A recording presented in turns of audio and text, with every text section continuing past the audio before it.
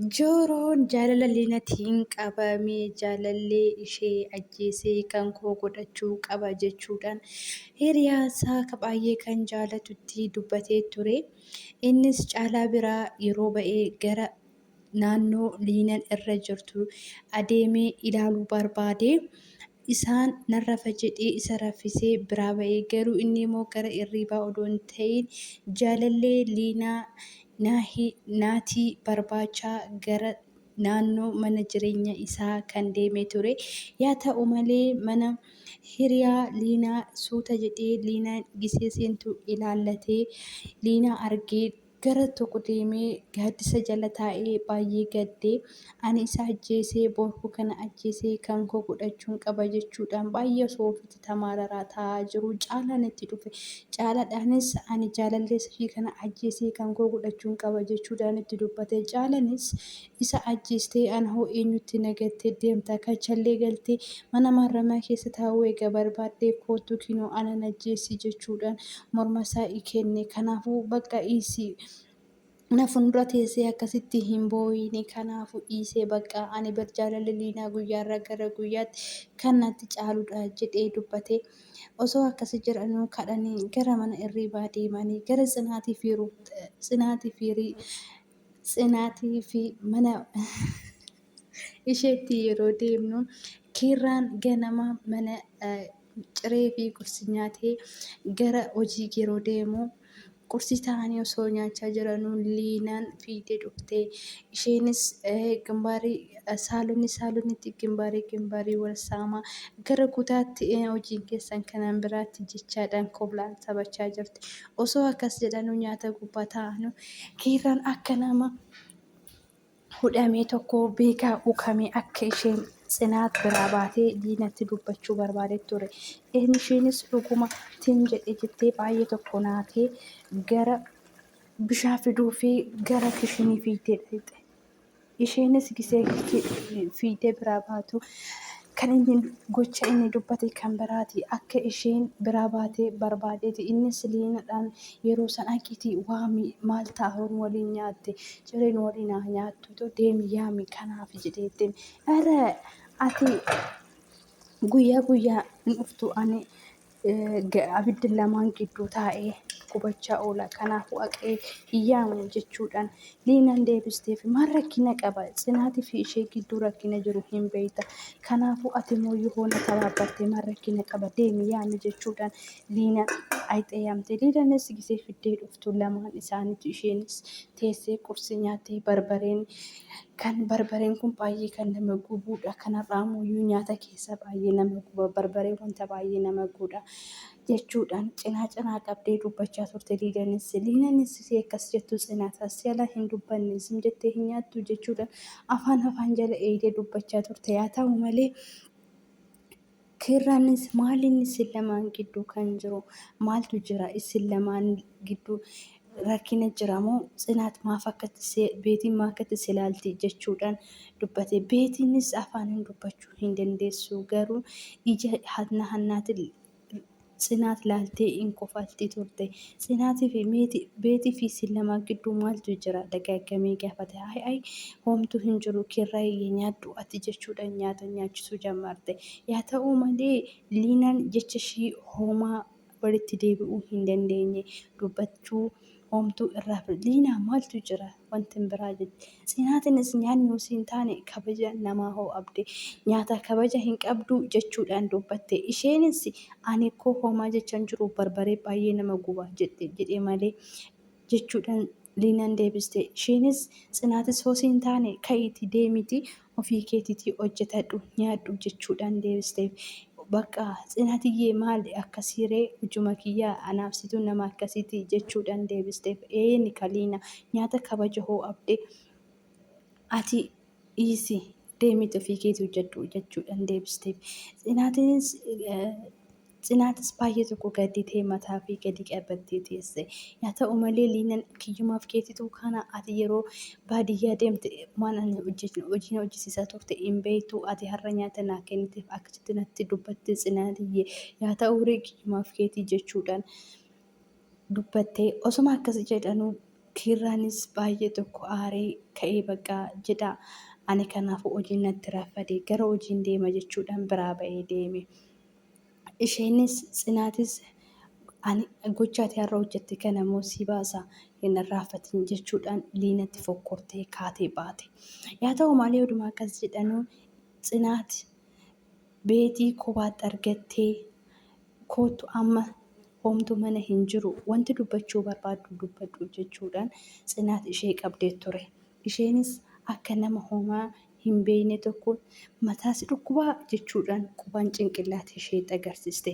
Ahaa akkasii na dhukkubaas jettee kanaafuu akkasitti dubbatta amma kiyoomii anaaf situ homtuu bira hin jiru dubbadhu jechuudhaan gaddisiiste. Beetiinis dhukkubaa jechuudhaan nyaara isheetiin ofirraa deebiste. Tsinaatis anaa miti kan shawwaduu dandeessu kiirraa fi warra kiirratti manasarii ija isaatti shaffattee jirta ana garuu na shawwaduu hin dandeessu jechuudha. Liinan si amanuu dandeessi kiirraa si amanuu hin danda'u. Kanaafuu guyyaa darbee kilaasii keessatti bishaan giseenaan jettu ani aga'ee jira. Kanaafuu dubbachuu hin dandeessa. Silazii waan dubbachuu barbaadde dubbadhu kinoo amma homtuun hin jiru jechuudha. Tsinaan baay'ee tokko mudditee gaafattee turte. Har'a marsinaaf hin kennitu hoo ta'e tiraasii kanaanas affan godhe si keessa kana beeki jechuudhaan itti fokkorte. Isheenis tiraasicha gaafa isheen itti kaafattu kaatee turte ofirratti qabuudhaaf. Innis osoo isheenis waliin mormaa jiranuu Liinaan dingata itti dhuftee karra jala jaalchitee dadhabnaa itti obseette. Yeroo isheen tiraasii qabdee ishee affanuu jettu Tsinaat baqqaa jettee maal godhi jettaan mucayyoon haala kanaa keessa jirtuun ati maal godha jechaa jirtu. Ahaa si duubatti si argitee kanaaf akkasitti natti dubbachuu didde turte nama argitee fi har'ina akkasi baasanii guyyaa buraa si harkaa ba'uu hin dandeessu. Ati nagaadhaan mana kana ba'uu hin dandeessu jechuun baay'ee tokko itti fokkortee Tsinaat kaatee baate. Oduma kana jechaa jiranu Liinan haala kanaan mucayyoon kun mana kana agaggabattee ba'uu hin dandeenye. Tsinaat maal godha maal taate jechuudhaan Liinan baay'ee tokko gadi gadditee jaajite.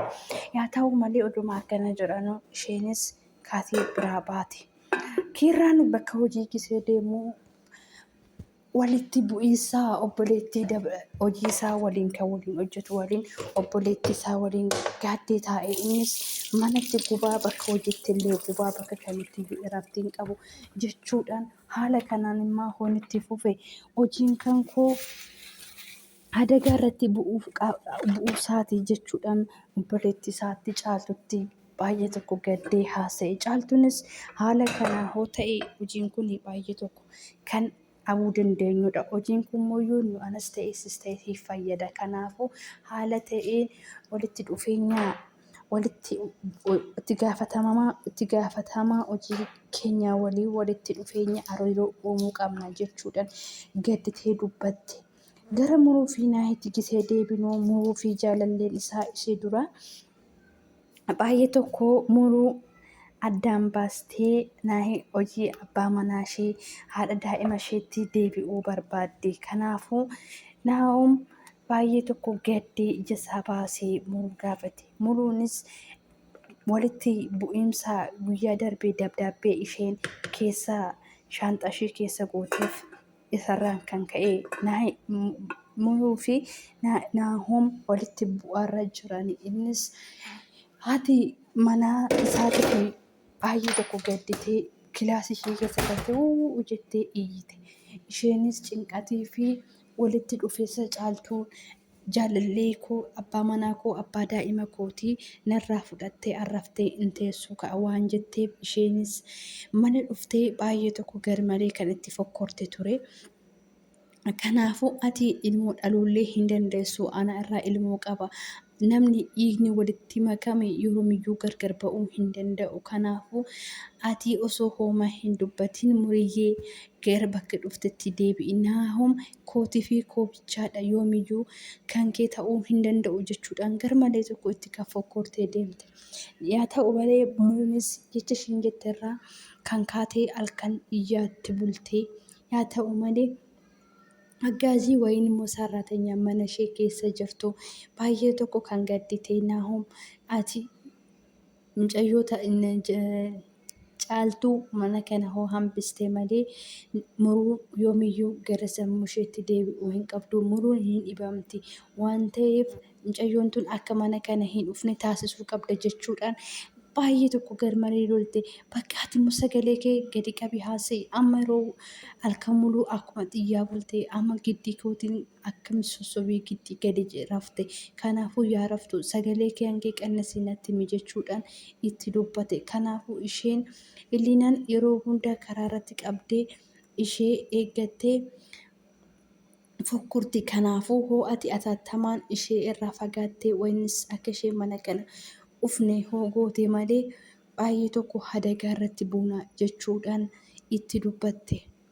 Innis anillee akka ishee mana kana uftu hin barbaadu. Kanaafuu የመጨረሻ ishee itti himee akka ishee mana kana hin geenye taasisuun qaba. Kanaafuu garuu wanta gochaa raawwatamaa jiru kana akka muruun hin dhageenye jechuudhaan oskaadhaan gadi qabatanii taa'an. Ishii bakka jechuudhaan innis gara tokkoon aarii keessa galee ka'ee bahe. Naahom ani koo kan kana sitti hime akkati deemtee waan tokkorra buutu waynis immoo akkati deemtee ishee waliin walitti buutu barbaadetii miti. Garuu haala kanaan hoo qaxxale immoo itti fufee mucayyoon tun kan kanaan teessoo miti. Kanaafuu ati deemtee waan jiruun haala astakakkaluu qabduun astakakkalii jechuudhaan deebistee deemte. Haa ta'u malee innis gorsa ishee dhaggeeffatee fudhatee gara Illiinii deeme. Illiiniin gaafa gisee argatu uftee jaalallee koo abbaa daa'ima koo baay'ee si jaalla jechuudhaan haala gaariidhaan kan isa taqabbalte. Kutaan isaanii isa kanarratti dhume. Kutaa gara biraatti yoo deebine immoo Sannii fi jaalallee waynis abbaan manaa ishee guyyaa mana hidhaa yakka dhuumanii gara mana maaramaa gisee galan kan mana maaramaatii isaan baasee biyya gaafan galee ani deggesii garmalee deggesee si waamee beetasabaa walitti si makuu qaba jechuudhaan qaalii waynis immoo seenifii ture. Innis guyyaa muraasaa booda gara biyya isaatti deebi'ee akkuma jedhee deggesee kan isaan yaamedha. Innis gisee isaan yaamu kana bilbila abbaa manaa ishee gubbaarratti boona gubbaarratti gisee dawwaluu boonanis bilbila kaasee isa waliin yeroo gabaabaa natti himtee osoo dura natti himtee waan baay'een itti yaadaa jechuudhaan deebisee fi innis guyyaa hojii deemuudhaaf gisee qophaa'ee taa'u. Sanniin itti dhuftee innillee hasaaba keessa seenee garamiin akka sanniitti himutti cannaqamee taa'ee ture. Sanniinis maaliiftu si cannaqee maaf hojii hin deemne jettee gaafatte. Innillee wayii hoo sitti himee si dabbaraa jechuudhaan gaafii gaafate. Waan barbaadde natti himii nan dabbaru jechuudhaan deebistee fi ishee osoon ani gara masnaanyaa baadiyyaa deemnee gara kifilaagarii deemnee intas naannaa siin jedhe intas naannaataa na wajjin jechuudhaan gaafii gaafate. Eeyyanii maaltu kanas cannaqaaree waliin deemnee tasnaanna'uu hin dandeenya jechuudhaan kan deebistee fi isheen garuu koo ati amma reef hojii jammarte yeroon biraatiif osoo ta'ee baay'ee bareeda. Dursinee takwaaqamnee mataa keenya dandeenye jiraachuu qabna jechuudhaan deebistee fi anillee gaafisi gaafadhe malee yaada kana kan fide anaa miti. Dambilluutu akkas naan jedhee yeroo mana hidhaa keessatti dhufee na baasisan hin beekta miti jechuudhaan deebiste. Oo isatu inni immoo yaamee akkam taa'aree wanna hundaafuu hin mari'anna amma kanaafuu ka'iitii gara hojii deemii jechuudhaan deebistee fi isheenis erga inni deemee booda teessee akkam ta'a inni nu yaames akkam ta'a hojiin kunoo nu homaa hin qabnu jechuudhaan yaada keessa galtee gaafii ofii isheetiif of gaafachaa turte. Innillee gammachuu tokko wantan barbaadu doon jedheen ishinaa jetti jechuudhaan gara hojii isaa deemee isheenis kaatee gara ofii mana ofii deemtee amma akkam maal qabannee deemnaa firatti zigijjiitiin kun nuufi sabsabaa beetasabaa yaa ta'u malee kan keenya jedhame jechuudhaan teessee yaada keessa galtee yaadan of naannessaa turte. Innis gara manaa yeroo deebi'u akka isheen gammaduuf wantoota garaagaraa bitee gara manaa dhufe. Jaalatamtoota kabajamtoota maatii Meerii jalatti argamtan akkam jirtan nagaan dabalataa isin haa baay'atu jechuudhaan chaanaalii kana haaraa laayik sheer gochuudhaan na bukkee yaabbadha. Baay'ee baay'ee isin jaaladha.